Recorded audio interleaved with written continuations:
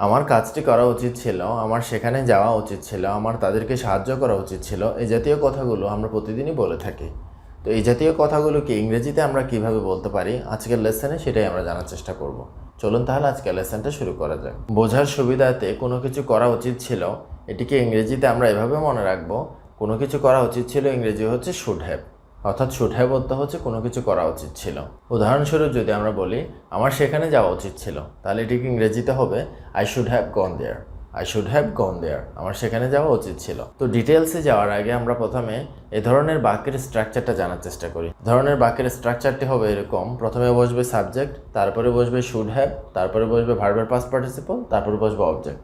আরেকবার যদি বলি, প্রথমে বসবে সাবজেক্ট, তারপরে বসবে শুড হ্যাভ, তারপরে বসবে ভার্বের পাস্ট পার্টিসিপল, তারপরে বসবে অবজেক্ট। তো চলুন তাহলে আমরা উদাহরণের মাধ্যমে এটিকে ক্লিয়ারলি বোঝার চেষ্টা করি। আমার কাজটি করা উচিত ছিল, তাহলে এটিকে আমরা ইংরেজিতে বলবো I should have done the work.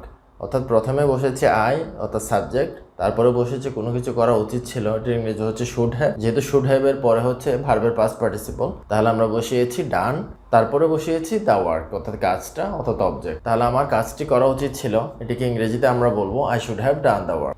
একইভাবে আমার সেখানে যাওয়া উচিত ছিল, এটিকে ইংরেজিতে আমরা বলবো আই শুড হ্যাভ গন দেয়ার। প্রথমে বসিয়েছি আই সাবজেক্ট, তারপরে বসিয়েছি শুড হ্যাভ কোনো কিছু করা উচিত অর্থে, শুড হ্যাভ এর পরে ভার্বের পাস্ট পার্টিসিপল বসিয়েছি গন, তারপরে বসিয়েছি দেয়ার। তাহলে আমার সেখানে যাওয়া উচিত ছিল, এটির ইংরেজি হবে আই শুড হ্যাভ গন দেয়ার। চলুন তাহলে আরো কিছু এক্সাম্পলের মাধ্যমে এটিকে আরো ক্লিয়ারলি জানার চেষ্টা করি। আমার তাকে সাহায্য করা উচিত ছিল, তাহলে এটিকে ইংরেজিতে আমরা বলবো I should have helped him. I should have helped him, আমার তাকে সাহায্য করা উচিত ছিল। একইভাবে তোমার ক্লাসে অ্যাটেন্ড করা উচিত ছিল, এটিকে ইংরেজিতে আমরা বলবো you should have attended the class. You should have attended the class. আরও একটা এক্সাম্পল যদি দিই, তোমার সেখানে থাকা উচিত ছিল, তোমার সেখানে থাকা উচিত ছিল, তাহলে এটিকে ইংরেজিতে আমরা স্ট্রাকচারটির মাধ্যমে বলবো you should have stayed there. You should have stayed there. তাদের ম্যাচটি জেতা উচিত ছিল, তাদের ম্যাচটি জেতা উচিত ছিল, তাহলে এটিকে ইংরেজিতে আমরা বলবো they should have won the match.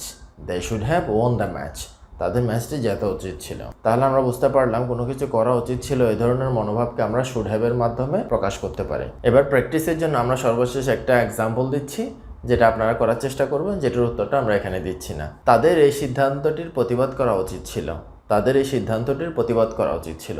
এটির ইংরেজি কী হবে সেটা আপনারা কমেন্ট বক্সে জানাতে পারেন। আজকের লেসনটা এ পর্যন্তই।